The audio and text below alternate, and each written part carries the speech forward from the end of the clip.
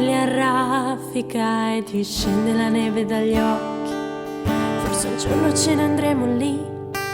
sopra quell'isola, tanti soldi. Ho iniziato fin da piccolina ad amare l'arte, la musica, il canto e ho iniziato a 9 anni a suonare la chitarra e dopo qualche anno ho provato a cantare e a prendere lezioni di canto e ho visto che molte persone mi dicevano che gli piacevo, che avevo una voce interessante, quindi ho pensato che continuare con il canto fosse una strada che potessi percorrere e per questo ho iniziato a prendere lezioni private, ho iniziato a scrivere le mie canzoni e a vedere come il mondo dentro di me potesse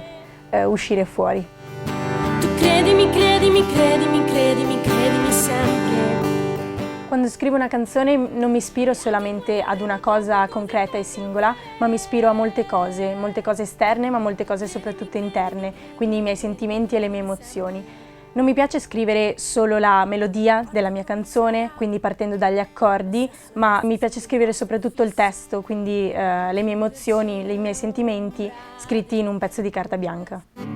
Proprio su quella panchina c'era seduta Angelina,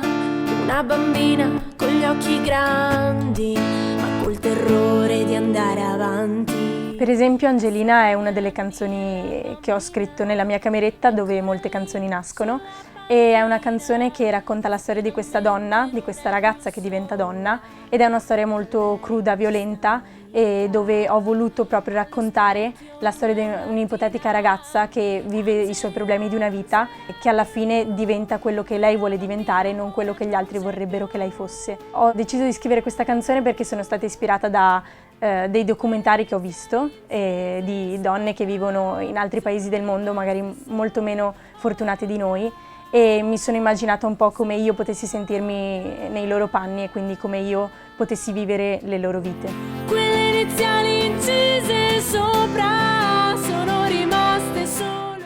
Un sogno nel cassetto, non lo so. Mi piacerebbe molto portare le mie canzoni in giro per il mondo, quindi magari girare il mondo con la mia chitarra, viaggiare e scoprire nuove culture, nuovi mondi, nuovi paesi e portando un po' quello che sono io, le mie emozioni, alle altre persone. Letto, realizza sogni nel cassetto, passano gli anni e Angelina